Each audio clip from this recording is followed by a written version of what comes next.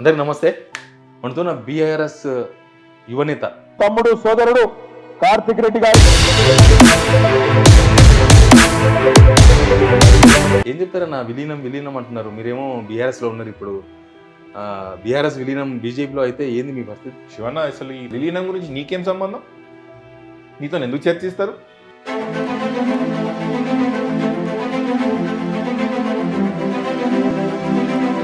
కవిత జైల్లో ఉన్నప్పుడు ఢిల్లీ లిక్కర్ కేసులో అప్పటి నుంచి ఎక్కువ చర్చ, అప్పటి నుంచి ఎక్కువ అయిపోయింది.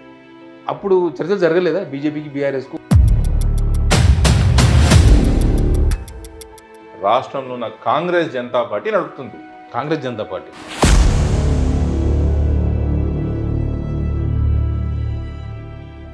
అసలు ఈ రెండు వేరేనే కాదు.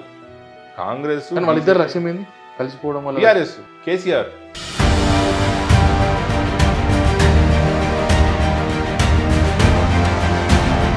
సెంటిమెంట్ కోసం మాట్లాడుతున్నారు. ఓడిపోయినారు కాబట్టి ఇప్పుడు తెలంగాణ బీఆర్ఎస్ సెంటిమెంట్ కావాలి. అది మూర్ఖత్వం శివన్న, మూర్ఖత్వం. అవును, ముఖ్యమంత్రి పట్టుకున్నట్లంటే కరెక్టే. నేను కాదు, అది కూడా అంటారు కరెక్టే. మీరు చెప్పి మీరు పెద్ద మనిషిగా మధ్యలో వచ్చి పంచాయతీ చేయాలనుకుంటారు కదా, ఏది తప్పు ఒప్పు అని చెప్పాలనుకుంటున్నారు. కేటీఆర్ గారు రేవంత్ రెడ్డి పట్టుకుని హౌలాను మీకు తప్పు అనిపిస్తే, అప్పట్లో రేవంత్ రెడ్డి గారిని కేసీఆర్ గారు ముఖ్యమంత్రి ఉన్నప్పుడు ఎన్ని మాటలు అన్నారు? సన్నాసంలే, తాగుపోతాడు అనలే. మళ్ళీ అప్పుడు కూడా తప్పని చెప్పాలి కదా మీరు.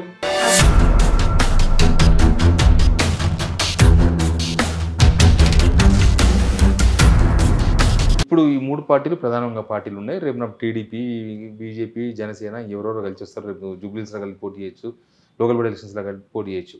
ఏం జరుగుతుంది అనుకుంటారు రాజకీయాల్లో? ప్రస్తుతం ఇప్పుడు ఎన్నికలు పెడతాం. తెలంగాణ రాష్ట్రంలో తెలంగాణ ప్రజలకి స్పష్టమైన ఒక స్పష్టత వచ్చింది. ఏంటంటే కేసీఆర్ ఉంటేనే మేలు అనేది ఒక స్పష్టత వచ్చింది. ఎన్నికలు ఇప్పుడు పెడితే 80 నుంచి 90 సీట్లతో మేము అధికారంలోకి వస్తాం.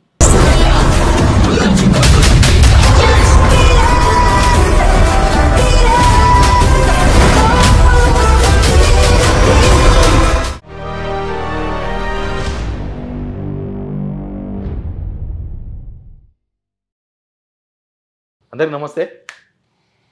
రాష్ట్రంలో రాజకీయాల గురించి మాట్లాడాల్సిన అంశాలు చాలా ఉన్నాయి. బట్ ఇప్పుడు రీసెంట్గా బీజేపీలో బీఆర్ఎస్ విలీనం అనే అంశం ఒకటి తెర మీదకి వచ్చింది. తర్వాత కాంగ్రెస్లో పాదయాత్ర, తర్వాత బీజేపీ వాళ్ళ రోల్ తెలంగాణలో ఏం చేస్తున్నారు అన్ని అంశాల మీద మాట్లాడదాం. మనతో బీఆర్ఎస్ యువనేత పటోళ్ళ కార్తిక్ రెడ్డి గారు ఉన్నారు. అన్న నమస్తే. నమస్కారం శివన్న. వెరీ క్యాజువల్ ఇంటర్వ్యూ ఏదో కలిసిన అన్న థ్యాంక్ యూ శివన్న. ఏం చెప్తారన్న విలీనం అంటున్నారు. మీరేమో బీఆర్ఎస్లో ఉన్నారు. ఇప్పుడు బీఆర్ఎస్ విలీనం బీజేపీలో అయితే ఏంది మీ పరిస్థితి? శివన్న, అసలు ఈ ప్రశ్నకు ఒకసారి దీర్ఘంగా ఆలోచించాల్సిన అవసరం ఉంది. బీఆర్ఎస్ పార్టీకి సంబంధించిన నాయకులు, కార్యకర్తలే కాదు, తెలంగాణ ప్రాంతంలో ఉన్న తెలంగాణ ప్రేమికులు, తెలంగాణ రాష్ట్రం పౌరులు, తెలంగాణ అంటే ఎంతో ఎంతో అభిమానం ఉన్న ప్రతి ఒక్కరు కూడా దీర్ఘంగా ఆలోచించాలి.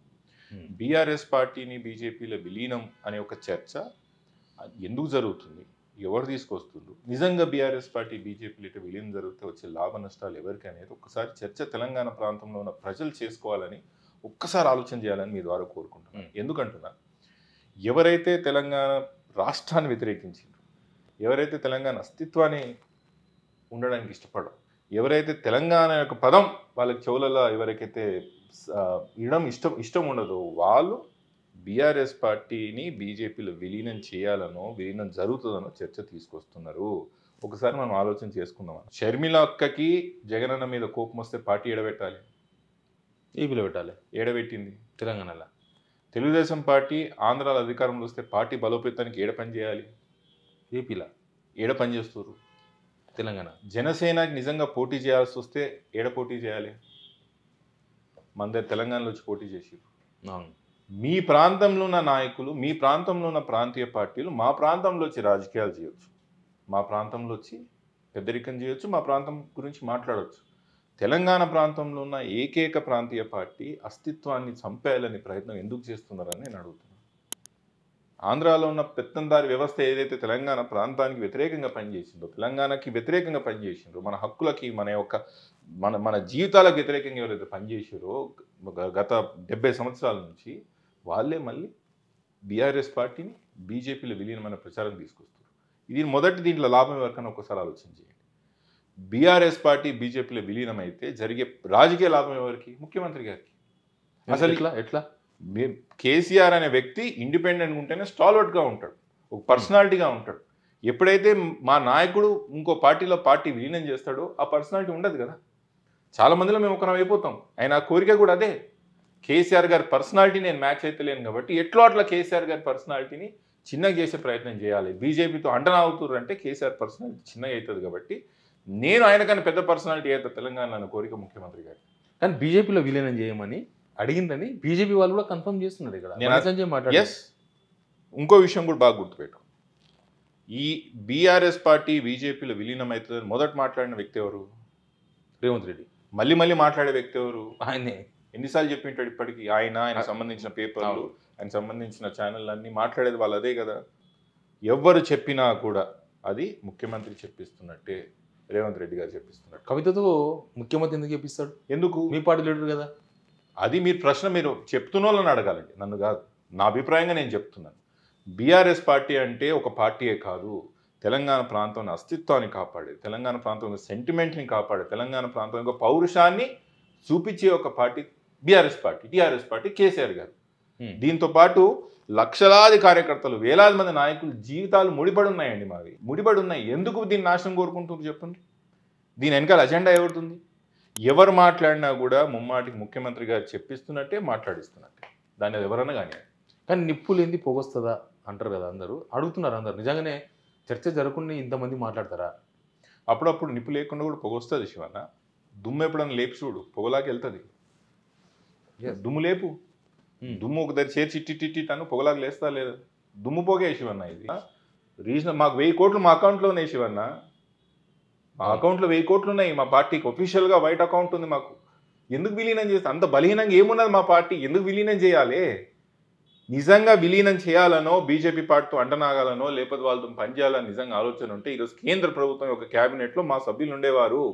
ఇండియాలో మేము భాగస్వాములు అయ్యేవాళ్ళం. ఎందుకు ఈ కొట్లాటంతా? కానీ కవిత జైల్లో ఉన్నప్పుడు లిక్కర్ కేసు, ఢిల్లీ లిక్కర్ కేసులో అప్పటి నుంచి ఎక్కువ చర్చ, అప్పటి నుంచి ఎక్కువ అయిపోయింది. అప్పుడు చర్చలు జరగలేదా బీజేపీకి, బీఆర్ఎస్కు? ఇంకో ప్రశ్న కూడా మీకు అడుగుతాను. దీంట్లో బీజేపీ పార్టీ అధికారంలోకి వచ్చి 12 సంవత్సరాలు అయిందా?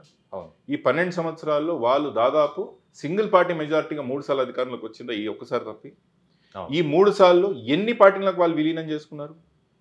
చేసుకోలేదు. ఒక్క పార్టీని విలీనం చేసుకున్నారు. బీజేపీ విలీనం చేసుకోదు ఇప్పటి వరకు. నాకున్న నాలెడ్జ్ ఇప్పటి వరకు ఒక్క పార్టీని కూడా ఈ 12 సంవత్సరాల కాలంలో బీజేపీ పార్టీలో ఏ ఒక్క చిన్న పార్టీ కూడా విలీనం కాలేదు. అట్లాంటప్పుడు మేము ఎట్లయితే శివన్న? ఎవరు చెప్పింది ఇది మీకు?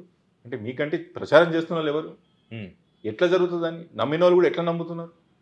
దీంట్లో ఉన్న నాయకులు ఏమవుతారు, కార్యకర్తలు ఏమవుతారు? అంత ఆలోచన కేసీఆర్ గారికి ఉండదా? అన్నిటికన్నా ముఖ్యంగా తెలంగాణ అస్తిత్వం, తెలంగాణ పౌరుషానికి ముడిపడి ఉన్న పార్టీ అన్న ఇది. ఎట్లా తలొగ్గుతాం ఇంకోరికి? చెప్పు.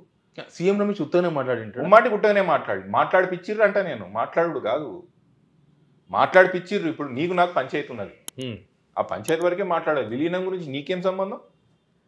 నీతో ఎందుకు చర్చిస్తారు? అసలు నువ్వు బయటకు వచ్చి ఇప్పుడు ఈ టైంలో అది మాట్లాడుతున్నావు అంటే ఎవరు చెప్పించారు మీతోని? నేను మీ ఇంటికి వస్తాను, నువ్వు పిలవకుండా నేను మీ ఇంటికి వస్తాను శివన్న. నువ్వు ఆహ్వానిస్తే నేను ఇంటికి వస్తా. నేను నీ ఆహ్వానం మేరకు నీ ఇంటికి వచ్చిన వ్యక్తిగా, వచ్చిండో లేదో నాకు తెలియదు, వచ్చింటే నిజాన్ని కూడా నీ ఇంటికి వస్తే బయటికి ఆ వివరాలు బయటికి పెడతావా? ఇప్పుడు అంత పంచాయతీ ఏంది? తెలంగాణ ప్రాంతంలో ఉన్న టెండర్లు ఆంధ్ర ప్రాంతంలో కాంట్రాక్ట్ ఇస్తున్నానే కదా ఇదంతా లొల్లి. అది ఎందుకు ఇచ్చిందని అడిగినందుకు ఏమేమి మాట్లాడుకుంటూ పోయినరు? సామాజిక వర్గాల మధ్యలో పంచాయతీ. మీరు ఆ రోజు ఇట్లా లేదా మీ పార్టీ విలీనం చేస్తానని, నిజంగా కూడా విలీనం చేయాల్సి వస్తే డిస్కషన్ జరిగితే ఎవరితో చేస్తారు? సీఎం రమేష్ మన బీజేపీ పార్టీ జనరల్ సెక్రటరీయా? బీజేపీ పార్టీ మన రాష్ట్రం ఇన్ఛార్జా? మన ప్రాంతపోడా? లేకపోతే వాళ్ళ పార్టీలో మన ప్రెసిడెంట్? ఆయనతో చర్చించాల్సిన అవసరం ఏముంది? సీఎం రమేష్ ఒక మాట అన్నాడు, సీసీటీవీ ఫుటేజ్ ఉంది కేటీఆర్ మా ఇంటికి వచ్చినట్లు, నేను బయట పెడతా అన్నాడు. ఏమున్నది? మంచిదే శివన్న. నేనేమంటున్నా, ఓ వ్యక్తి నీ ఇంటికి వచ్చిండా లేదా అనేది నీ ఇప్పుడే చెప్పినట్టు నీ ఆహ్వానం మేరకు ఇంటికి వస్తారు. ఎవరు బలవంతంగా నీ ఇంట్లోకి దూరుకుంటూ రారు. పిలిచింటో ఆయన వచ్చిండా లేదా అనేది నాకు తెలియదు. పోయిండా పోలేదా అనే విషయం, కేటీఆర్ గారు వచ్చిందా లేదా అని నాకు కూడా తెలియదు. సీసీటీవీ ఫుటేజ్ ఉంటే బయటపెట్టు, అదేందో తర్వాత చూద్దాం. కానీ నేను ఇంకో విషయం చెప్తా. సీఎం రమేష్ గారు, మీ ఇంటి సీసీ ఫుటేజ్ ఢిల్లీ ఇంట్లో మీకున్న ఇల్లు సీసీ ఫుటేజ్ గత 18 నెలల నుంచి ఎవ్రీ డే మినిట్ మీరు రిలీజ్ చేయండి. ఎందుకు అడుగు? ఎందుకు? కాంగ్రెస్ పార్టీ ముఖ్యమంత్రి బీజేపీ పార్టీకి సంబంధించిన ఒక ఎంపీ ఇంటికి నిత్యం ఎందుకు పోతున్నాడు? దానికి సమాధానం చెప్పగలుగుతారా మీరు? చలో ఛాలెంజ్. ఢిల్లీలో మీ సీసీటీవీ ఫుటేజ్ ఏదైతే ఇంటిది ఉన్నదో గత 18 నెలల నుంచి మీ ఇంటిది రిలీజ్ చేయండి. కాంగ్రెస్ పార్టీ ముఖ్యమంత్రి మీ ఇంటికి ఎన్నిసార్లు వచ్చిండో లెక్క ఇద్దాం. పాత రిలేషన్షిప్ ఉండొచ్చు, ఇద్దరు టీడీపీలో ఉన్నారు. పాత రిలేషన్షిప్ ఉంటే బయట మాట్లాడుకోండి అన్న. ఇంత నిత్యం మాట్లాడుకోవాల్సిన అవసరం ఏముంది? సరే, దానికి వ్యాలిడేషన్ కూడా ఉంది. ఇప్పుడు మీకు కాంట్రాక్ట్ కూడా తెలంగాణలో వస్తలేవా? ఎట్లా వచ్చినాయి? ఆ మధ్యలో హెచ్యూ భూములది మధ్యవర్తి ఉండి పైసలు చేసుకోలేదా? ఎవరున్నారు మధ్యలో? ఎందుకు? ఇప్పుడు అదే కదా గొడవ, ఆయన్నే ఉన్నాడు. అంటే తెలంగాణ రాష్ట్రంలో సిద్ధాంతాలు పక్కకు పెట్టి అవసరాల కోసం ఏ గడపలైనా ఎంత దూరం అని పోతారా? కేటీఆర్ గారు మీ ఇంటికి వచ్చిందా లేదా అనేది నాకు తెలియదు. నిజంగా వచ్చింటే ఒక గెస్ట్ మన ఇంటికి వచ్చినప్పుడు అలా కాపాడుకోవాల్సిన బాధ్యత మీకు ఉంటుంది. కానీ వాళ్ళ మధ్య సంభాషణ ఏం జరిగిందో దానికి ఒకటి రెండు కూడీకరించి ఆయన ఏదో చెప్పమన్నాడని అడిషనల్గా వేసి చెప్తున్నారు కదా. మీ ఇంటికి తెలంగాణ రాష్ట్ర ముఖ్యమంత్రి ఎన్నిసార్లు వచ్చిండ్రు, సీసీటీవీ రిలీజ్ చేయండి, మన అందరికీ అర్థమవుతుంది. ఉందా మీ దగ్గర ఏమన్నా దానికి సంబంధించిన? నేను చెప్తున్న ఆధారాలతోనే చెప్తున్నా. ముమ్మాటికి సీఎం రమేష్ గారి ఇంటికి రేవంత్ రెడ్డి గారు గత 18 నెలల నుంచి వారంకి ఒకసారి అని పోయి ఉంటారు. ఎందుకు పోయింటాడు? వాళ్ళకి సంబంధాలు ఉన్నాయి, వ్యాపార సంబంధాలు ఉన్నాయి. తెలంగాణ రాష్ట్రంలో ఏం చేయాలో ఏం చేయొద్దు అనే ఒక ఇద్దరు కలుసుకొని ఆలోచన చేస్తున్నారు. దాంట్లో భాగం ఇదంతా కూడా. అవి కూడా రిలీజ్ చేయండి సీసీటీవీ ఫుటేజ్, తేలిపోద్దిగా. ఇప్పుడెందుకు ఈ అంశం తెర మీదకి వచ్చింది? అసెంబ్లీ ఎలక్షన్స్ అప్పుడు, పార్లమెంట్ ఎలక్షన్స్ అప్పుడు ఇది ఒక ప్రచారాస్త్రంగా పార్లమెంట్ ఎలక్షన్స్ వాడిన. ఇప్పుడు ఎందుకు అది తెర మీదకి వచ్చినట్టు? అంతే, ప్రతి 3 నెలలకు ఒకసారి 4 నెలలకు ఒకసారి విలీనం అని మాట్లాడుతూ మా ఓట్ బ్యాంక్ని, మా కార్యకర్తలను కన్ఫ్యూజ్ చేస్తూ, మా మనోధైర్యం మీద దెబ్బతినాలని నాకు ఆలోచన తప్ప ఇంకోటి లేదు శివన్న, ఇంకోటి లేదు. జనసేన లాంటి చిన్న పార్టీనే బీజేపీ విలీనం చేసుకోలేదు అంటే వాళ్ళకున్న ఈక్వేషన్స్. తెలంగాణ యొక్క ఉద్యమంలో, రాష్ట్ర ఉద్యమంలో క్రియాశీలక పాత్ర పోషించిన టీఆర్ఎస్ పార్టీ ఆ నాయకత్వం, చరిత్ర ఉన్న పార్టీ ఎందుకు విలీనం అవుతుంది బీజేపీలో? ఎట్లా ఒప్పుకుంటారు? ఎవరైనా కూడా కేసీఆర్ గారు ఒప్పుకుంటారా? ఇదంతా ప్రచారం అంతా కూడా ముఖ్యమంత్రి గారు ఒక ఎజెండా బేస్డ్ వెనకాల నుండి నడిపిస్తున్నారు. రాష్ట్రంలో ఉన్న కాంగ్రెస్ జనతా పార్టీ నడుపుతుంది. కాంగ్రెస్ జనతా పార్టీ. అవును. బండి సంజయ్ గారు ఎప్పుడన్నా మీరు రేవంత్ రెడ్డి గారిని వ్యక్తిగతంగా పేరు పెట్టి మాట్లాడడం ఎప్పుడన్నా చూసిర్రా? ముఖ్యమంత్రి గారు అంటారు. దాంట్లో ఉన్న 8 మంది ఎంపీలలో ఎవరన్నా ఎప్పుడన్నా ముఖ్యమంత్రి గారు వ్యతిరేకంగా మాట్లాడి చూసిండ్రా? కానీ మా గురించి అయితే వ్యక్తిగతంగా అయితే మాట్లాడతారు కదా. బండి సంజయ్ గారు మొన్న గమ్మత్ విషయం తీసుకున్నారు. ముఖ్యమంత్రిని పట్టుకొని హౌలా అంటావా అని అడిగాను. మంచి సంతోషం. అవును, ముఖ్యమంత్రి పట్టుకున్నట్లంటే నేను కాదు, అది కూడా అంటారు. కరెక్టే, మీరు చెప్పి మీరు పెద్ద మనిషిగా మధ్యలో వచ్చి పంచాయతీ చేయాలనుకుంటారు కదా, ఏది తప్పు ఒప్పు అని చెప్పాలనుకుంటున్నారు కదా. 2 దిక్కులు కూడా చెప్పాలి బండి సంజయ్ గారు. మీరు ఒక దిక్కే చెప్పొద్దు. కేటీఆర్ గారు రేవంత్ రెడ్డిని పట్టుకొని హౌలా అను మీకు తప్పు అనిపిస్తే, అప్పట్లో రేవంత్ రెడ్డి గారిని కేసీఆర్ గారు ముఖ్యమంత్రి ఉన్నప్పుడు ఎన్ని మాటలు అన్నారు? సన్నాసంలే, తాగుపోతాడు అనలేదా? ఇన్ని మాటలు అన్నారా లేదా? మళ్ళీ అప్పుడు కూడా తప్పని చెప్పాలి కదా. మీరు ఎందుకు చెప్పలేకపోతారు? ఎందుకు వస్తలేదు నోరు? మీరు కేటీఆర్ గారు మాట్లాడిందే తప్పు దొరుకుతుంది మీకు, మళ్ళీ అప్పుడు రేవంత్ రెడ్డి మాట్లాడింది కూడా తప్పు కనిపించాలి కదా మీకు. ఎందుకు కనిపిస్తలేదు తప్పు? ఎందుకు కనిపిస్తలేదు మీకు తప్పు? ఇంకో విషయం శివన్న, కేటీఆర్ గారికి మనందరికీ కేసీఆర్ గారు బీఆర్ఎస్ పార్టీ అధినేతను, మాజీ ముఖ్యమంత్రి ఉండొచ్చు. కానీ కేటీఆర్ గారికి కేసీఆర్ గారు తండ్రి గారు, కేసీఆర్ గారు తండ్రి గారు కేటీఆర్. మన తల్లిదండ్రులు ఎవడన్నా నిత్యం దూషిస్తుంటే ఎంతో అంత కోపం, పౌరుషం రాదా? మీరు ఊరుకుంటారా అంటున్నా. మీ తండ్రిని చూసినప్పుడు అలా చావు బతుకుల గురించి మాట్లాడే హక్కు నీకెవరు ఇచ్చారు? ముఖ్యమంత్రి గారు కేసీఆర్ గారి గురించి. కొడుగ్గా బాధ రాదా? ఆక్రోషం బయటికి రాదా? అట్లనే అనుకోండి. కానీ కేసీఆర్ను, కేటీఆర్ను, రేవంత్ రెడ్డి కూడా మాట్లాడిండ్రు. ఎస్, నేను ఒప్పుకుంటాను, నేను కూడా చూసిన కాబట్టి. ఆయన మాట్లాడినప్పుడు మీరెవరు మాట్లాడతలేరు. కేటీఆర్ మాట్లాడినప్పుడు కాంగ్రెస్ నుంచి చాలా మంది బూతులు మాట్లాడుతున్నారు, ఇదేం భాష అని మాట్లాడుతున్నారు. ఏంది వీక్నెస్? ఏంటి ముఖ్యమంత్రి ఆ రోజు కూడా రేవంత్ రెడ్డి గారు మాట్లాడిన భాష పట్ల చాలామంది వ్యతిరేకించారు. చాలామంది కూడా ఈ విధంగా మాట్లాడొద్దని హితం బోధే ప్రయత్నం కూడా చేసిరు. కానీ ఇప్పుడు బండి సంజయ్ గారు కదా మాట్లాడింది. ఇప్పుడు ఈ టాపిక్ తీసుకొచ్చింది అయిందే కదా. బండి సంజయ్ గారు ఇంకో గమ్మత్ విషయం ఆయన మర్చిపోతున్నట్టు, కేంద్ర హోంశాఖ సహాయ మంత్రి అని, శాంతి భద్రతలు ఈ దేశంలో బాధ్యత అయిందే ఉంటుంది. అంటే దాడులు చేస్తా అంటాడు ఏందైనా? దాడులు చేస్తా అంటాడు ఏంటండి? బండి సంజయ్ గారు, మీరు చాలా చిన్న స్థాయి నుంచి చిన్నగా కార్పొరేటర్ స్థాయి నుంచి భారతదేశం యొక్క హోంశాఖ సహాయ మంత్రిగా ఎదిగినారు. కొంచెం హుందాతనం, కొంచెం మాట్లాడే పద్ధతి, మీరు ఏ స్థానంలో ఉన్నారు కూడా ఆలోచన చేయండి. మీరు దాడులు చేస్తా అంటారు ఏంటండి? ఆ మధ్యకాలంలో మీ ఆయననే మద్దతు కూడా ఇస్తున్నాడు. ఆ మధ్యకాలంలో ఒక యూట్యూబ్ ఛానల్ మీద కూడా ఆయనే దాడి చేయించినాడు. పద్ధతేనా ఇది? మీరు హోంశాఖ మంత్రులా అయింది. శాంతి భద్రతలు అనేది మూడో వ్యక్తికే సంబంధం, మీకు సంబంధం లేదా? మీరు బాధ్యత వహించరా? ఏందండి ఎవరు సమాధానం చెప్పాలి? కానీ మీరు మహాటి మీద దాడి చేయలేదా, లేకపోతే ఏబీ మీద దాడి చేస్తామని వార్నింగ్ ఇవ్వలేదా? అప్పుడు బండి సంజయ్ గారు సపోర్ట్ ఇచ్చారు. నేను అదే అంటున్నాను, సపోర్ట్ ఇవ్వడమే కాదు, మీరు దాడులు చేస్తే మేము ప్రతి దాడులు చేస్తామన్నారు. దాడి సమాధానమా? ఎందుకుంది వ్యవస్థ? ఎందుకునే పోలీస్ కేసులు పెట్టండి. మీరు ఎవరు తప్పు చేసిన ఒప్పు చేసిన అనేది రేపు న్యాయస్థానాలు తెలుస్తాయి కానీ మేము ప్రతి దాడి చేస్తామనడం ఏంటండి? ఇంకోటి శివన్న, నిత్యం మాట్లాడితే నేను ఆర్ఎస్ఎస్ సైనికుని, ఆర్ఎస్ఎస్ నుంచి పైకి వచ్చిన నా రక్తమంతా ఆర్ఎస్ఎస్ రక్తం ఉంది అని మాట్లాడి బండి సంజయ్ గారు, కాంగ్రెస్ పార్టీ మీకు సైద్ధాంతికమైన వైరుధ్యం ఉంది, కరెక్టా? ఎస్. కాంగ్రెస్ పార్టీ వాళ్ళ ఇంటి మీద వాడిన కాకి మీ ఇంటి మీద వాడవద్దు అనేది మీకు వాస్తవంగా చిన్నప్పటి నుంచి నేర్పుతారు ఆర్ఎస్ఎస్లో. ఎందుకండి మీరు ఇక్కడ కాంగ్రెస్ పార్టీతో అవుతున్నారు? ఎందుకు రేవంత్ రెడ్డి కాంగ్రెస్ పార్టీ ముఖ్యమంత్రిని కాపాడాలని మీ ప్రయత్నం ఎందుకు ఉంది బండి సంజయ్ గారు అంటే? నేను మీ కార్యకర్తలు మీకు సమాధానం చెప్పాల్సిన అవసరం లేదా? అంటే మీరు చెప్పుకోవడానికే సంఘు నుంచి వచ్చినాం, చెప్పుకోవడానికే మేము హిందుత్వ పార్టీ, చెప్పుకోవడానికి మేము యాంటీ కాంగ్రెస్ పార్టీ, కానీ ఆచరణలో మాత్రం ఉండదా? ప్రజలు గమనిస్తారు శివన్న ఇవన్నీ.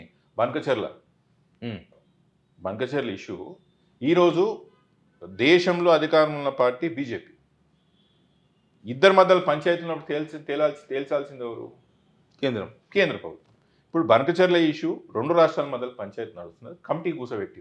అవును, కమిటీకి అసలు శాంటిటీ లేదు.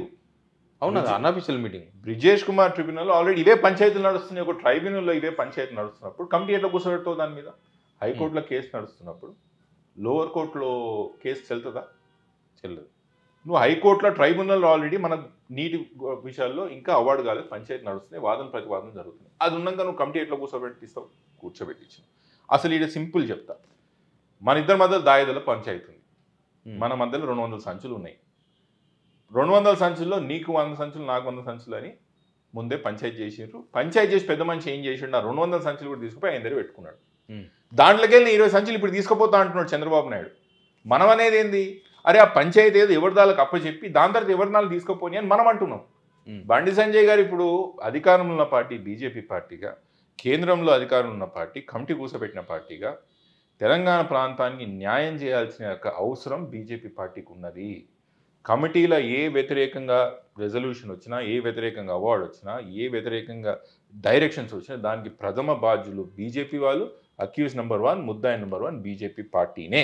ముందు బండి సంజయ్ గారు ఈ పనికిరాని తాకట్లు, ఈ పనికిరాని పంచాయతీలు చేయకోకుండా ఆడ రావాల్సింది ఏది? మనకు కమిటీలో మనం కూర్చోబెట్టిన వాటర్ కమిటీలో ఏదైతే మినిస్ట్రీలో కూర్చోబెట్టిరో ఆ బనకచెర్ల కమిటీలో మనకు ఫేవరబుల్గా వచ్చేటట్టు చూడండి అని మీ ద్వారా హితపడుతుంది. కానీ ఇప్పుడు మీరు ఇవన్నీ మాట్లాడితే సెంటిమెంట్ కోసం మాట్లాడుతున్నారు. ఓడిపోయినారు కాబట్టి ఇప్పుడు బీఆర్ఎస్కు సెంటిమెంట్ కావాలి. కాంగ్రెస్ వాళ్ళు అదే స్టేట్మెంట్ ఇచ్చిండ్రు, బీజేపీ వాళ్ళు అదే స్టేట్మెంట్ ఇచ్చిండ్రు. ఇదంతా సెంటిమెంట్ రాజకీయాలు. ఇది మూర్ఖత్వం శివన్న, మూర్ఖత్వం. ఇది ఏమంటున్నా, బనకచెర్ల గురించి మాట్లాడితే సెంటిమెంట్, ఆంధ్ర నుంచి మన ఫండ్స్ తీసుకుపోతున్నారు, మనకు రావాల్సిన ఫండ్స్ వాళ్ళు పట్టుకుపోతున్నారు అని ఆ మధ్యకాలంలో మనకు రావాల్సిన ఫండ్స్ వాళ్ళు తీసుకుపోయిన మాట్లాడితే సెంటిమెంట్. చంద్రబాబు నాయుడు గారు అనవసరంగా తెలంగాణలో ఇన్వాల్వ్ అవుతారు అని మాట్లాడితే సెంటిమెంట్. నిజాలు మాట్లాడితే మీరెందుకు సెంటిమెంట్తో ముడిపెడుతున్నారు? తెలంగాణ ప్రాంతానికి నష్టం జరుగుతుంది బనకచెర్ల అని నేను చెప్తున్నా, కాదని ధైర్యం చెప్పమనండి. కాదు, బనకచెర్లతో తెలంగాణ ప్రాంతానికి నష్టం లేదని ఎవరికైనా నిజంగా ధైర్యం ఉంటే చెప్పమనండి, వచ్చి మీ దగ్గర చెప్పమనండి. నేను అనేది దీనికి సెంటిమెంట్ ముడిపెడుతుంది మీరు. సెంటిమెంట్ ద్వారానే రాజకీయాలు చేయాలా, సెంటిమెంట్ ద్వారానే తద్వారానే మనం రాజకీయ లబ్ధి చెందాలని మా పార్టీకి ఏ కొనాన లేదు. ఎస్, ముమ్మాటికి కర్మ మనసా వాచా కర్మన తెలంగాణ ప్రాంతం కోసం పుట్టిన పార్టీ, తెలంగాణ కోసం పనిచేస్తున్న పార్టీ, తెలంగాణ కోసం పనిచేయే పార్టీ మాది. తెలంగాణకి ఏ నష్టం జరిగినా కూడా ముందర నుండి కొట్లాడుతాం. అది మీరు ఏమన్నా దానికి నామకరణం చేయొచ్చు. అంటే టీఆర్ఎస్ నుంచి బీఆర్ఎస్ మారిన తర్వాత ఇంకా తెలంగాణకి ఏం సంబంధం అడిగే వాళ్ళకి ఏం చెప్తారు? పేర్లో ఏముంటుంది, కానీ వాస్తవానికి దాని నష్టం మాకు జరిగింది కదా శివన్న. ఎన్నికల్లో, అసెంబ్లీ ఎన్నికలప్పుడు మేము అధికారం కోల్పోవడానికి అది కూడా ఒక కారణం కదా. ప్రజలు అది కూడా అన్నారు కదా. ఎస్, మా నాయకత్వం కూడా గ్రహించింది. కానీ పేర్లు ఏమున్నది, మేము ఓపెన్గా చెప్తున్నాం. భారత రాష్ట్ర సమితి అని పెట్టుకున్నాం, మిగతా దగ్గర ఎన్నికలు పోటీ చేసే అవకాశం ఉన్నా ఇక్కడ పోటీ చేయలేదు కదా మేము. తెలంగాణ వరకు మేము కన్సైజ్ అయినాం కదా. కానీ మళ్ళీ పోతామంటున్నారు కదా, నిన్న మొన్న మళ్ళీ ఆ టోన్స్. సరే, ఆ నిర్ణయం అనేది కేసీఆర్ గారు తీసుకోవాలా, మిగతా నాయకులు తీసుకోవాలి. ప్రస్తుతం మాత్రం మేము తెలంగాణ వరకు కన్సైజ్ అయినాం, తెలంగాణ హక్కుల కోసం కొట్లాడతాం, తెలంగాణ ప్రాంతం కోసమే మాట్లాడతాం. మారుస్తారా బీఆర్ఎస్ టు టీఆర్ఎస్? మార్చాలని కోరిక చాలా మందిలో ఉంది. Final decision is up to KCR గారు. మీరు కాంగ్రెస్ పార్టీలో చాలా సంవత్సరాలు మీ ఫ్యామిలీ అంతా ఉన్నది కదా, కొత్తగా పాదయాత్ర చేస్తున్నారు ఏఐసిసి ఇన్ఛార్జ్ మీనాక్షి నటరాజన్ గారు. ఏంది మీ స్టేట్మెంట్? శివన్న, నేనే కాదు, మీరు కూడా కాంగ్రెస్ పార్టీ బీట్ చాలా సంవత్సరాలు చూసారు. కాంగ్రెస్ పార్టీ కల్చర్ ఏంది, కాంగ్రెస్ పార్టీలో ఎట్లా జరుగుతుంది, మంచి చెడ్లు ఏందనేది నాకన్నా మీకు కూడా కొంచెం బాగానే తెలుసు. నేను అనేది ఏంటంటే, కాంగ్రెస్ పార్టీలో పాదయాత్రలు అంటే ప్రభుత్వాన్ని తీసుకొచ్చే ఒక ప్రక్రియ. అప్పుడప్పుడు పాదయాత్రలు చేయకోకుండా, పర్మిషన్ ఇవ్వకుండా ఆపిన దాంట్లో పార్టీలు కూడా చీలిపోయినాయి. కొంతమంది పార్టీలు విడిచి వెళ్ళిపోయారు కూడా పాదయాత్రలు చేయనీయకపోతే. ఆ రోజు రాజశేఖర రెడ్డి, జగన్మోహన్ రెడ్డి గారికి ఉదాహరణ చెప్తున్నారు. పాదయాత్ర అంటే ఆషామాషిది కాదు కాంగ్రెస్ పార్టీలో. దాని వెనకాల చాలా ఆలోచనలు, దాని వెనకాల చాలా పర్మిషన్లు, దాని వెనకాల చాలా ప్రక్రియ ఉంటుంది. ఏదో ఆషామాషిగా పాదయాత్ర అనేది కాదు. తెలంగాణ కాంగ్రెస్ పార్టీలో పాదయాత్ర కల్చర్ అనేది చాలా ఆలోచించి తీసుకుంటారు. కానీ నాకు విడ్డూరం ఏంటంటే, మన ప్రాంతానికి సంబంధించినవి కాదు,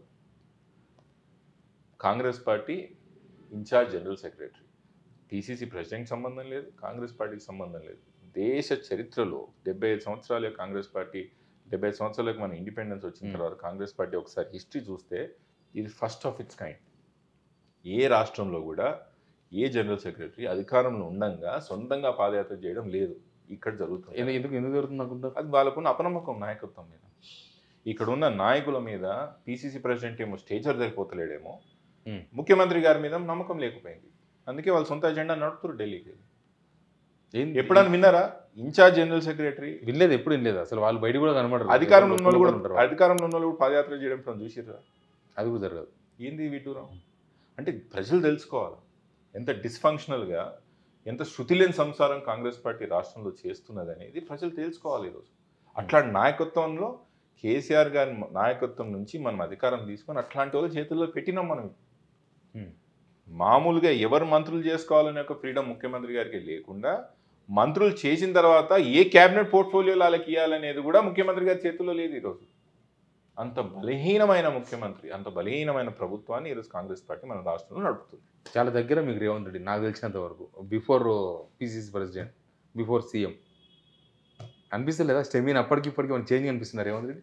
నేను యాజ్ అన్ అబ్జర్వేటర్గా దూరంకి వెళ్ళి ఉన్నా, మీతో వచ్చిన పొలిటికల్ అబ్జర్వేటర్గా మాట్లాడుతున్నా, నాకున్న సంబంధాల దృష్ట్యా అవన్నీ ఇప్పుడు తర్వాత మాట్లాడదాం. కానీ నాకు అనిపిస్తుంది మాత్రం ప్రభుత్వం చాలా ఇన్ఎఫెక్టివ్గా నడుస్తుంది.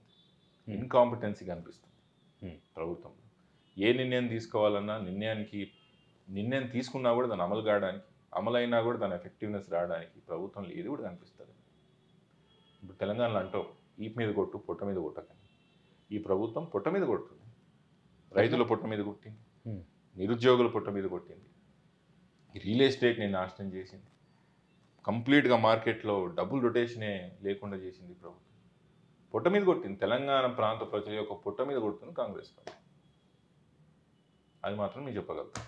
ఈ ఫెయిల్యూర్ బీఆర్ఎస్కు కలిసి వస్తుందా, లేకపోతే బీజేపీ ఈ మధ్యన కొత్త ప్రెసిడెంట్ రామచంద్రరావు గారికి ఇచ్చింది, ఎవరికి కలిసి వస్తుంది? బీజేపీ కాంగ్రెస్ వేరే నేను చూస్తూనే లేని శివన్న. ఒకరికొకరి కోసం పని చేసుకుంటున్నారు. కాంగ్రెస్ జనతా పార్టీ ప్రభుత్వం నడుస్తుంది తెలంగాణలో అని చెప్పిన. అసలు ఈ రెండు వేరేనే కాదు. కాంగ్రెస్ వాళ్ళిద్దరు లక్ష్యం ఏంది కలిసిపోవడం వల్ల? బీఆర్ఎస్ కేసీఆర్ మేము ఉండొద్దు, మేము లేకపోతే అధికారం తర్వాత వాళ్ళ మధ్యలో పంచుకుందామనే ఒక దురుద్దేశం అది. తెలంగాణలో ఉన్న ఏకైక తెలంగాణ వాయిస్ తెలంగాణలో ఉండొద్దు. ఇది అని ఈటల రాజేందర్ గారిని వస్తే కొంచెం కేసీఆర్ గారికి ఏదో అనుకూలంగా ఉంటారు కాబట్టి రానిలేదని ఒక ప్రచారం. మీరే ఇప్పించుకున్నారు ప్రెసిడెంట్ అంటున్నారు మళ్ళీ. అట్లా కూడా అంటుంది. అంటే వాళ్ళు ఇంటర్నల్గా వాళ్ళు సాబిటాజ్ చేసుకున్నారు. ఈటల రాజేందర్ గారు వస్తే కేసీఆర్ గారి దగ్గరనో లేకపోతే కొంచెం ecosystem, Telangana ecosystem తెలిసినోడనో ఆయనకు రావద్దనో అని వాళ్ళు సొంతంగా సాబిటాజ్ చేసుకున్నారు. ఎవరు వచ్చినా కూడా BJP party 100% first target BRS, తర్వాత కాంగ్రెస్ చూద్దామని ఆలోచన తప్ప ఇంకోటి లేదు. ఎందుకు వాళ్ళకు యాక్చువల్గా జాతీయ స్థాయిలో కాంగ్రెస్ ప్రత్యర్థి, సైద్ధాంతిక విరుద్ధాలు ఉన్నాయి. ప్రత్యర్థే కాదు, ఐడియాలజికల్ డిఫరెన్సెస్ ఉన్నాయి వాళ్ళకి. అయినా కూడా ప్రధానమంత్రిని ఎవరైనా ఇక్కడ నిందిస్తే కూడా ఆయన డిఫెన్స్ కూడా ఎవరు వస్తలేరు ఇక్కడ.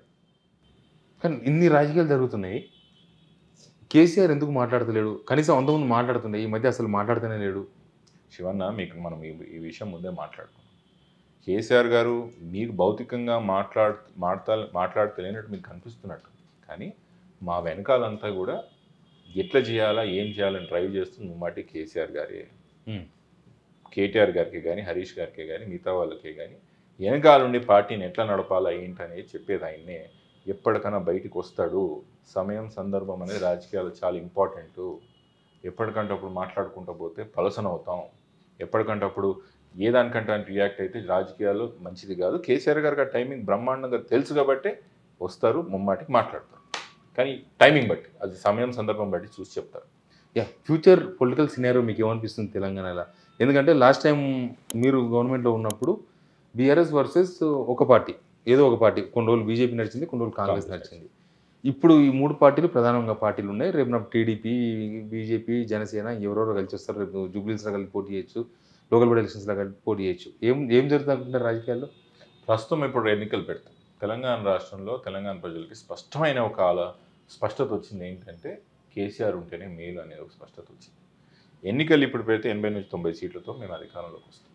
భవిష్యత్తు ఏం జరుగుతుందంటే తెలంగాణ రాష్ట్రంలో ఉన్న ప్రజలు ఎంత తొందర ఎన్నికలు వస్తే అంత బాగుండని ఆలోచనలో మాత్రం తెలంగాణ రాష్ట్ర ప్రజలు ఉన్నారు. మీరు స్థానిక ఎలక్షన్లు చూస్తారు. ఈసారి కాంగ్రెస్ ఎంత ఘోరంగా విఫలమవుతుందో మీరు ముమ్మాటికి చూస్తారు. భవిష్యత్తులో ఎప్పుడు ఎన్నికలు పెట్టినా బీఆర్ఎస్ పార్టీకి కానీ మాకే కానీ ప్రజలు ఓట్లు వేయడానికి సిద్ధంగా ఉన్నారు. మీరు ఇంకోటి కూడా ఉన్నారు, బీజేపీ వాళ్ళు కూడా ఉంటారు కదా. బీజేపీ వాళ్ళు కూడా మీకు ఒకసారి అవకాశం ఇచ్చిర్రు, వాళ్ళకు ఒకసారి అవకాశం ఇచ్చిర్రు, మాకు ఇవ్వండి అని అడుగుతారు. మళ్ళీ వాళ్ళ సంగతి అని కూడా అడగవచ్చు. దేశంలో 3 సార్లు అవకాశం ఇచ్చింది ఏ పార్టీకి శివన్న? మీకే కదా. తెలంగాణలో ఇంత మంచి చేసే అవకాశం కూడా మీకు ఉండేది కదా.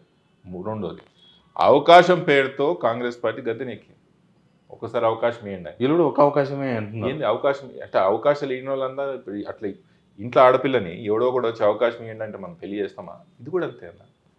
అధికారాన్ని కూడా చాలా ఆలోచించుకొని మనం ఇంకోటి చేతిలో పెట్టాలి. తెలంగాణ ప్రజలు మనం ఆలోచించుకోలేకపోయింది. ఆ అవకాశమే అంటారు కదా, చూద్దాం వీళ్ళని కూడా అన్నారు. ఇప్పుడు ప్రస్తావిస్తున్నారు కదా, బాధపడుతున్నారు కదా. వ్యవసాయం రంగంలో, నిరుద్యోగ రంగంలో, ఉద్యోగ రంగంలో, వ్యాపార రంగంలో అంతా కూడా రాష్ట్రం కుప్పకూలిపోయింది. నేను చెప్పడం ఎందుకు? ఎన్నోసార్లు మీ ఛానల్లో మీరే చెప్తున్నారు. అవును. కాగ్ రిపోర్ట్ ఏం చెప్తుంది, జిఎస్టీ రిటర్న్స్ ఎట్లా వచ్చినాయి, రెవెన్యూస్ ఎట్లా పెరిగినాయి, ఎట్లా ప్లమిట్ అయిందని మీరే చెప్పారు. వాస్తవం కదా ఇది. సో ఈ అవకాశం పేరుతో మళ్ళీ ఓట్లు ఇవ్వాలని జనాలు కూడా లేరు. చాలా క్లియర్ కట్గా ఉన్నారు. తప్పు చేసినాం, కేసీఆర్కి మళ్ళీ ఓట్లు వేయాలని ఆలోచనలు మాత్రం ఉన్నారు. ఏంటి మీరేంది నెక్స్ట్ రాయన్నారు? క్లియరా? పని చేసుకుంటున్నారు. అందుకే గ్రౌండ్లోనే ఉంటున్నా శివన్న, బయటకు కూడా ఏడు కనిపిస్తలేదు. నాకు చాలా సంవత్సరాల తర్వాత నాకు అవకాశం వచ్చింది. ఎప్పుడు నిత్యం ఏదో నియోజకవర్గం పోటీ చేయాలా, మనం ఎస్టాబ్లిష్ కావాలని నేను ఎప్పటి నుంచో తాపత్రయపడుతున్నా. ఎట్టకేళ్ళకి నాకు ఒక అవకాశం వచ్చింది. గ్రౌండ్లో పని చేసుకుంటున్నాను. నా ప్రజలు ఒక్కసారి అవకాశం ఇస్తారు నాకు అని నమ్మకం. ఎట్లా ఉంది రెస్పాన్స్ మీకు? బాగుంది. మాటికి మనం నెగ్గుకొని వస్తాం సార్. పార్టీకి బాగుంది, వ్యక్తిగతంగా నాకు కొత్త కాన్షియన్స్ ఏం కాదు. మా నాన్న నా ప్రాంతంలో 5 సార్లు ఎమ్మెల్యే, మా అమ్మ 2 సార్లు ఎమ్మెల్యే. నేను చిన్నప్పటి నుంచి పెరిగింది, నాకు మిత్రత్వం ఉంది, బాగా పరిచయాలు ఉంది కూడా ఆ constituency. So I'm very positive. ఎన్నికలు ఎప్పుడు వచ్చి నెగ్గుకొని వస్తాను. All the best. Thank you Shivanna. Right అన్న. ఇది తెలంగాణలో జరుగుతున్న రాజకీయం చాలా తక్కువ టైంలో చెప్పగలిగినాం. Please subscribe Signal TV.